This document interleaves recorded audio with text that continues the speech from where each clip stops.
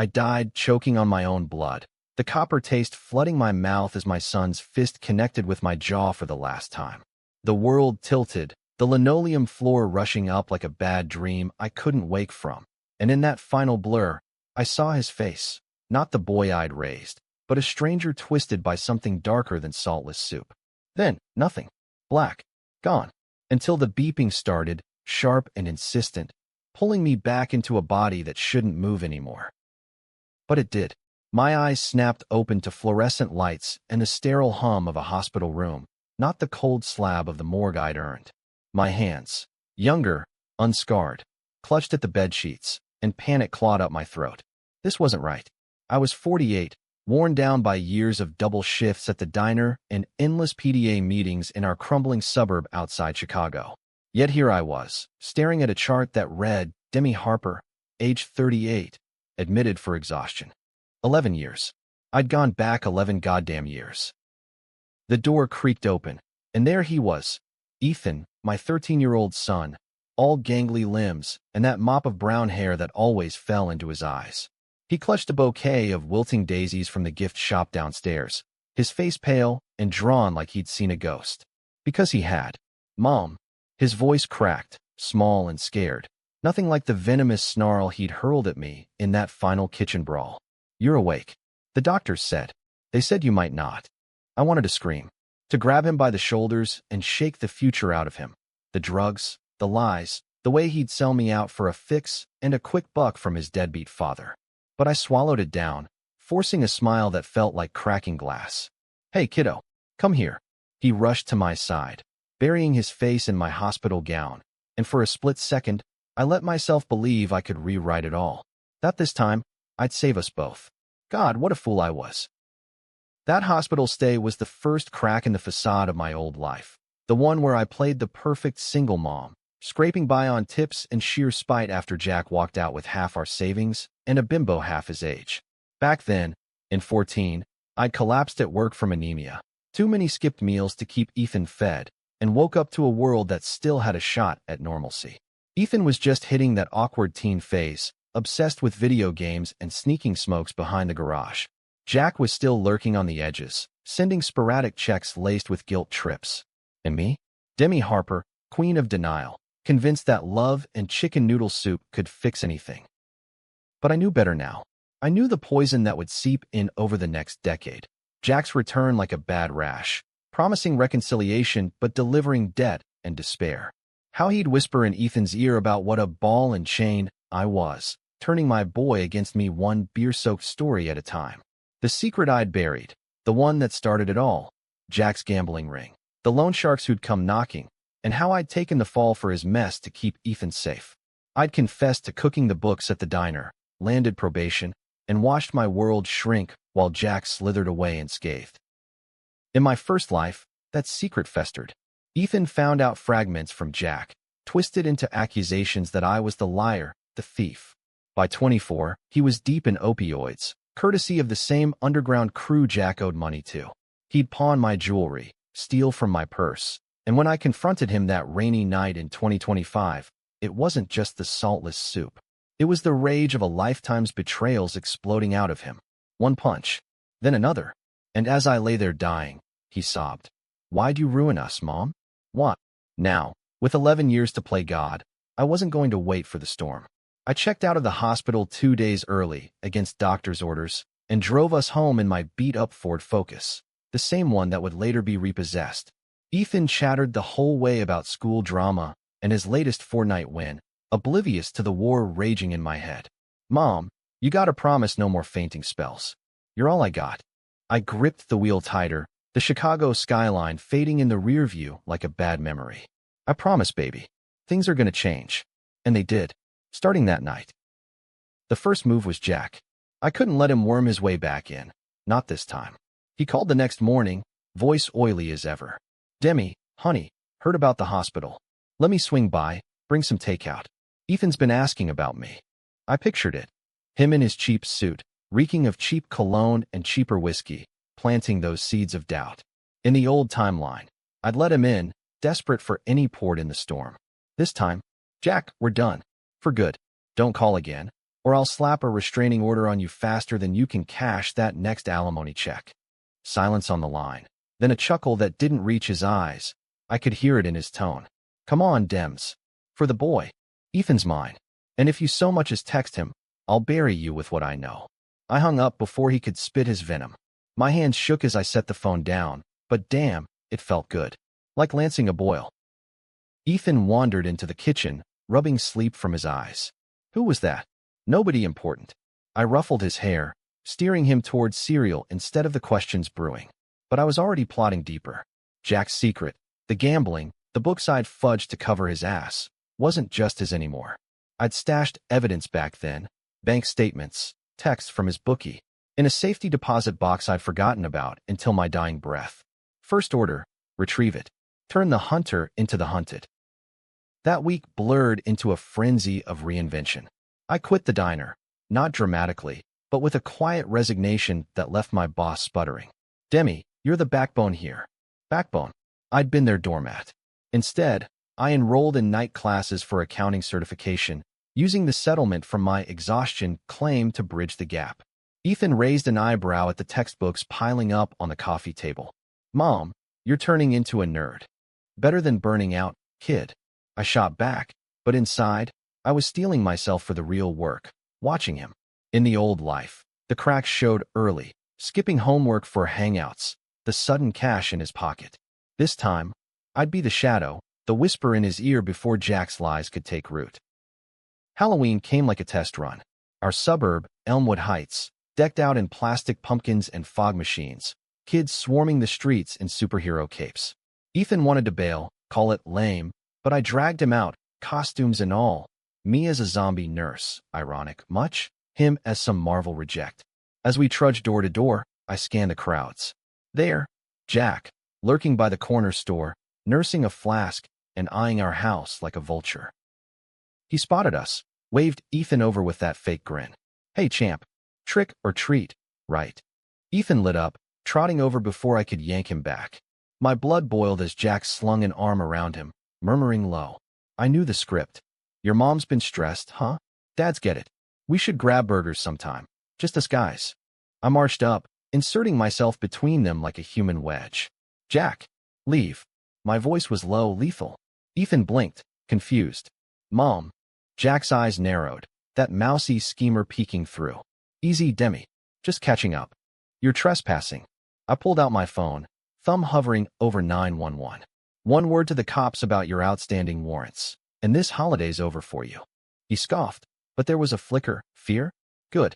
You're unhinged, woman. He backed off, melting into the shadows, but not before hissing to Ethan. She's always like this. Hates me for loving you. Ethan frowned as we walked away, candy bags swinging. Dad's not that bad, Mom. I stopped under a street lamp, the orange glow harsh on his face. Listen to me, Ethan. Your father. He makes promises he can't keep. He hurts people without meaning to. I won't let him hurt you. It was the closest I'd come to spilling the beans, and it hung there, heavy. He nodded slowly, but I saw the doubt seed planted. I'd have to uproot it fast. The months rolled on, winter clamping down on Elmwood like a bad attitude. Snow piled high on our sagging roof, and I threw myself into the grind. Classes by day, side gigs tutoring math online by night. Money was tight, but I budgeted like a hawk. No more maxed credit cards for Jack's emergencies. Ethan adjusted, grudgingly. Homework checks became non-negotiable, and I swapped his screen time for pickup basketball at the rec center. You're turning into Dad, he'd gripe, but there was less bite each time. Underneath, though, the ghosts whispered. Nightmares jolted me awake, replaying that kitchen scene. The crack of bone, the betrayal in his eyes. I'd stumble to his room, watch him sleep, and wonder if I was saving him or just delaying the inevitable. Jack didn't call, but his shadow loomed. Unopened letters from lawyers about visitation rights, rumors from neighbors about him crashing with a cousin downtown, deeper in the hole. Then came the first real test. Spring break, 15. Ethan came home from school with a fat lip and a story about a playground scrap. Some kid called me a bastard. I decked him. My heart stuttered. Echoes of the boy who'd punch walls before punching me. But I knelt to his level, ice pack in hand. Words hurt, but fists? They haunt you. Who was the kid's dad? He shrugged. Some guy from the block. What? Because I knew Jack's crowd, the enforcers who'd rough up debtors.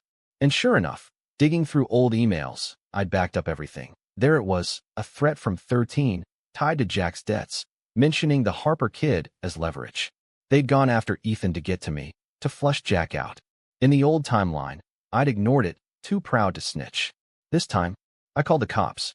Anonymous tip, straight to the detective who'd later botch my murder case. The fallout was swift. Squad cars rolled through Elmwood, hauling in lowlifes on unrelated beefs, but the message rippled. Harper wasn't prey anymore. Jack texted once, frantic. What the hell, Demi? You trying to get me killed? I blocked him, but not before replying. You did that yourself. Stay away. Ethan noticed the tension, the way I'd double-check locks at night. Mom, you're scaring me. Over microwave pizza one evening, he poked at his slice. Is it Dad? Is he in trouble? The truth clawed at me. How Jack's sins had poisoned us all. How I'd shielded him at my own cost, confessing to fraud that wasn't mine. The secret, I'd altered those diner ledgers not just for Jack, but because he swore it'd be the last time, that he'd go straight for Ethan. Lies. All of it. Your dad. He made choices that hurt a lot of people, including us. But we're building something better now. You and me. He nodded, but his eyes, those sharp blue ones like Jack's, held questions. I pushed forward, enrolling him in a mentorship program at the community center, away from the toxic pull of his father's world. It worked for a while. Grades up, friends who weren't many thugs. But I knew the real war was internal. Ethan carried Jack's charm and my stubborn streak. A cocktail for chaos. Summer hit like a freight train, humidity thick as regret. I landed a junior accountant gig at a small firm downtown, commuting by L train past the glittering loop that mocked my frayed edges. Ethan turned 14, lanky and loud, begging for a dirt bike. Come on, Mom. All the guys have one. I laughed it off, but inside, alarms blared. Freedom meant temptation, Jack's old haunts, the corner boys peddling more than pot. Instead, I compromised. Family camping trip up to Wisconsin. Just us, no signal, no distractions. The drive north was pure therapy. Windows down, classic rock blasting, Ethan belting out Springsteen like he owned the road. Born to run, never hit harder. Our site by Lake Michigan was rustic bliss. Tent pitched crooked, S-morays charred to perfection. That first night, stars blanketing the sky, we sat by the fire, and he opened up. I miss Dad sometimes. He used to tell these stories about when you guys met. Crazy stuff, like road trips to Vegas. My gut twisted. Jack's fairy tales, glossing over the fights, the evictions. Those stories? Half true, half smoke. Your dad loved big, but he chased bigger dreams. Left us chasing scraps. It was the most I'd admitted, and Ethan chewed on it, poking the embers. Did you love him? Once. But love isn't enough if it's built on sand. I pulled him close, his head on my shoulder, and for a heartbeat, I saw the man he could be, kind, steady, not the monster who'd in me. The days blurred into hikes and swims, but on the last morning, as we packed, my phone buzzed with service restored. Missed calls from the firm, urgent, and one from an unknown. Tell the boy hi. Jay. Rage ignited. Jack, sniffing around again.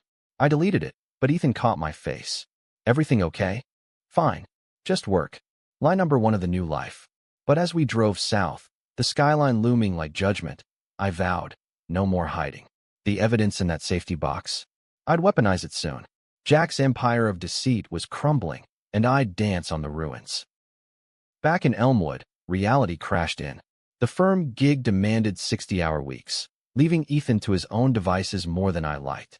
He started hanging with a new crowd, kids from the wealthier side of town, the ones with pools and trust funds. They're cool, Mom. No drama. But I saw the shift. Designer sneakers he couldn't afford. Whispers about parties that lasted till dawn. One Friday, he didn't come home till 2 a.m., reeking of weed and Axe body spray. I waited up, coffee cold, heart pounding. Where the hell were you? Out. Chill. Defiance in his stance. Jack's echo. Chill? You're 14. Grounded. Phone's mine. We argued, shouts bouncing off the thin walls, neighbors probably dialing CPS in their sleep. He stormed to his room, slamming the door. I slid down the wall outside, tears hot. This was it, the fork in the road. In the old life, I'd caved, apologized first. This time, I held firm. Morning brought truce, pancakes, and forced small talk. But the seed was there, resentment sprouting. School started, and reports trickled in. Slipping focus, notes from teachers about attitude. I doubled down, therapy sessions disguised as chat time with a counselor who specialized in at-risk youth. Ethan resisted, but slowly, stories emerged. The new friends mocking his trailer trash roots, how he'd overheard Jack badmouthing me at a pickup game last summer. He said you stole from him. That you're crazy. Ethan's voice small over hot cocoa one rainy afternoon. Lies. Always lies. But instead of raging, I pulled out the box, the one from the bank, dusted off and heavy with truth. Bank slips, emails, even a recorded voicemail from Jack begging me to fix it, or they'd come for the kid. I laid it out like evidence in court. This is what your dad left us with. Debts that could have gotten us killed. I covered for him because I thought it'd protect you, but it almost destroyed us. Ethan's face crumpled, flipping through pages with trembling hands. He said you were the gambler. Gaslighting, baby. It's what he does. We sat there till midnight, the rain a steady drum, and something shifted. Trust, fragile as glass, began to mend. But Jack wasn't done. He escalated that fall, showing up at Ethan's school, all charm and crocodile tears. Just wanted to see my boy graduate to high school. The principal called me, and I raced over, bursting into the office like a hurricane. Jack there, suit rumpled, Ethan shrinking between us. Get out. My voice ice. Or I press charges for the threats. He smirked. Threats? From a loving dad? You're alienating him, Demi. Courts eat that up. The room spun. Alienation. His ace, the one he'd played in the old timeline to gain partial custody, using it to funnel Ethan into his web. But I was ready. Funny you mention courts. I've got a DA buddy who's itching for white-collar cases. Your gambling ring? Front page news by Christmas. Bluff? Half of it. The DA was a stretch, but the evidence was ironclad. Jack's face drained of color. You wouldn't. Test me. Ethan watched, wide-eyed, as his father slunk out, tail between legs. In the car ride home, silence thick. Then, soft. Thanks, Mom. 2 words. Worth every nightmare. Winter 15 to 16 was our pivot. Ethan threw himself into basketball, scouts sniffing around by sophomore year. I climbed the ladder at the firm, auditing the books with a vengeance born of betrayal. Jack vanished. Rumors said he skipped town, chased by debts. Good riddance. But peace? Elusive. The future haunted me. That kitchen, that punch. Was I building a fortress or a cage? Prom rolled around. Ethan in a rented tux, nervous grin. Don't embarrass me, Mom. I dropped him off at the gym, watching couples spill in under twinkling lights. Normalcy, almost. But as I idled curbside, scrolling old photos, a text pinged. Unknown number. He's mine too. You'll regret this. Jay. Chills. He was circling, patient as a shark. I forwarded it to my lawyer, ramping up the restraining order. Ethan came home late, buzzing from punch, non-alcoholic, thank God. Collapsing into stories about dances and crushes. There's this girl, Sarah. Smart like you. Pride swelled, but so did fear. Love made you vulnerable. The lesson Jack taught me. Just be you, kid. That's enough. He hugged me then, awkward teen squeeze. I love you, Mom. Love you more. Lie equal always. But in that moment, I believed we might outrun the curse. Spring thaw brought green shoots everywhere but our lives. Ethan aced finals, landed a summer internship at the rec center coaching kids. I got promoted, senior auditor, salary bump that meant actual savings. We celebrated with deep dish at Giordano's, laughing over slices the size of hubcaps. To us, I toasted, clinking his root beer. To kicking ass. He grinned, and I saw flashes of the man he'd become, strong, unbowed. But Jack's ghost lingered. Anonymous calls at work, hang-ups that left me jumpy. Then, the bomb. A letter from a PI, courtesy of Jack's dime. Accusations of neglect, fabricated logs of Ethan's distress. He was suing for custody, full, this time. The court date loomed like guillotine. Panic clawed, but I channeled it.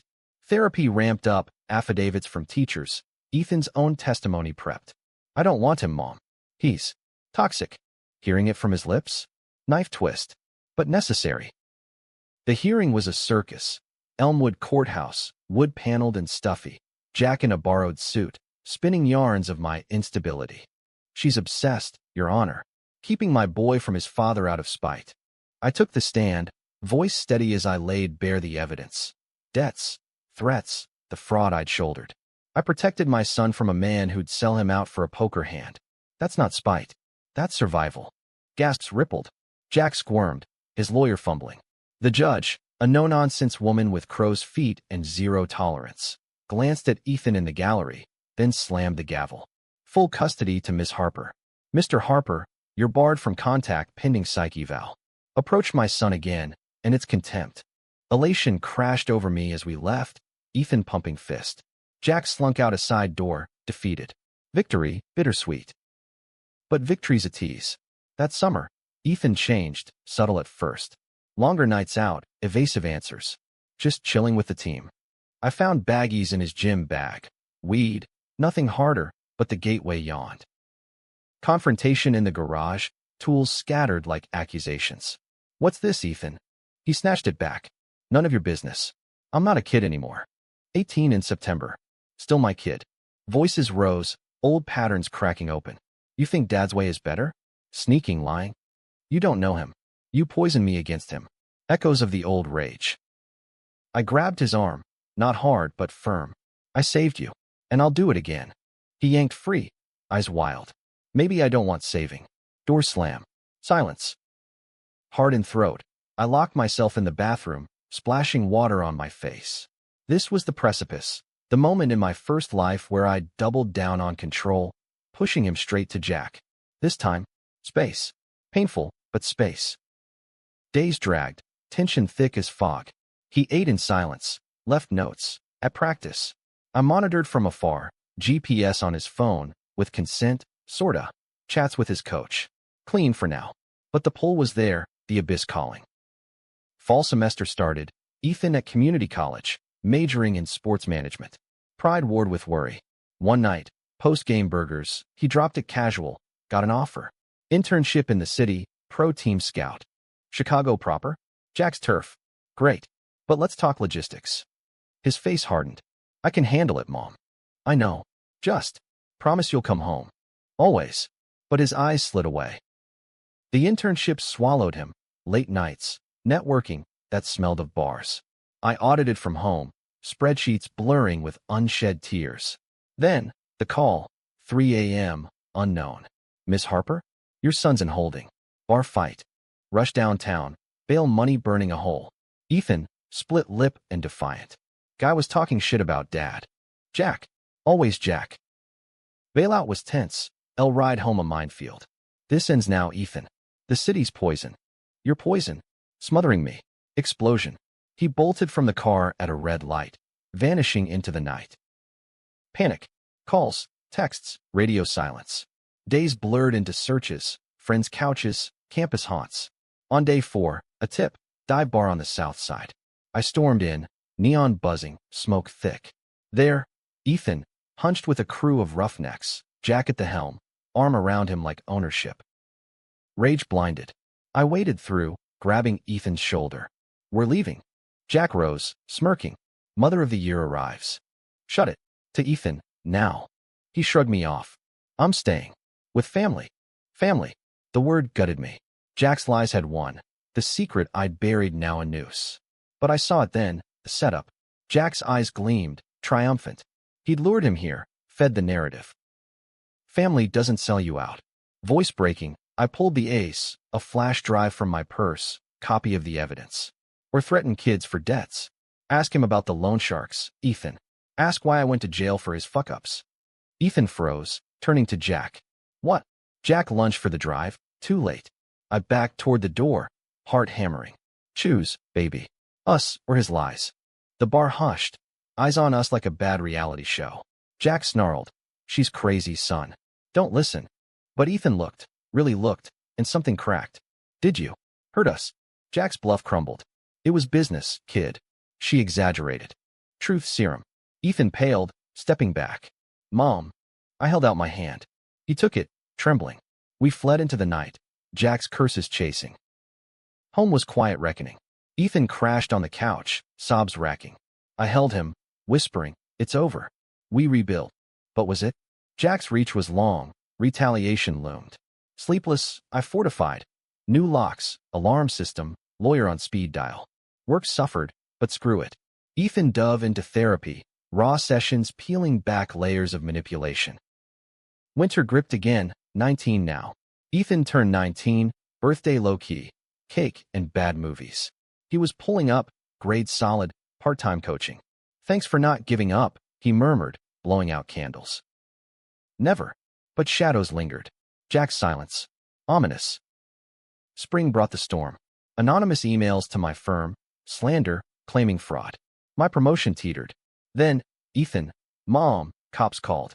Something about Dad's debts, they think I know. Leverage. Jack, cornered, dragging us down. I confronted the inevitable. Drove to his last known flop, a Roach motel off I-94. He answered shirtless, eyes bloodshot. "Demi, to what do I owe? End it. Call off your dogs, or I go public. All of it. Press, feds." He laughed, bitter, and dragged Ethan through mud. "He's done with you. Lie? No, truth now."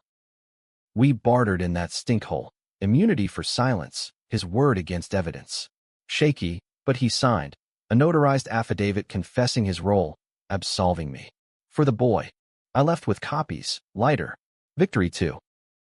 But karma's a bitch. That night, Ethan confessed. "I tried coke. Once. At a party. Felt. Free." Relapse whisper. We tackled it head-on. Inane meetings, family counseling. Brutal, but bonding. "I'm scared I'll be like him," he admitted once, voice small. "You're not. You're better." And he was, graduating college debt-free, job offer from a D1 school. Pandemic hit, world locking down. We hunkered in Elmwood, baking bread, Zooming classes. Closeness bred honesty. My death dreams spilled, veiled as nightmares. Ethan listened, piecing the puzzle. "You act like you've seen the future. Feels like it sometimes. Close enough." Lockdown lifted, life bloomed. Ethan proposed to Sarah, quiet girl with a laugh like bells, at our backyard barbecue. I cried, hugging her. "Welcome, kid." Jack vanished for real. Overdose rumor, unconfirmed. Fitting end. But fate twists. Fall 24. Ethan calls frantic. "Mom, accident. Sarah's hurt. Rushed to OR, car wreck, drunk driver." She survived, bruised but breathing. The driver? One of Jack's old crew, out on parole, high as hell. Rage pure. I lawyered up, sued the pants off the system. Wrongful release, negligence. Front page. Mother's fight exposes parole failures. Controversy swirled. Activists yelling soft on crime. Me on talk radio defending. Justice isn't revenge. It's accountability. Ethan stood by me, ring on Sarah's finger. "You taught me that." Wedding that summer, small, lakeside. Vows exchanged under Wisconsin pines, echoes of our campout. I danced with my son, his hand steady in mine. "Proud of you. Couldn't without you." As guests milled, a shadow. Envelope in my purse, anonymous. "You win. But blood's blood." J. Postmark old, pre-death. Jack's last gasp, irrelevant now. That night, alone, I wept. Not for loss, but rebirth. I'd rewritten the script, turned betrayal to bond. But the kitchen memory lingered, saltless soup, a punch that never landed. Because this time, I added salt. And spice. And everything in between. Yet, as fireworks cracked over the lake, a chill. What if the loop wasn't done? What if death whispered again? No. This was our ending. Messy, American as apple pie and second chances. I'd done something he'd never forget, loved fierce enough to fight dirty. And won.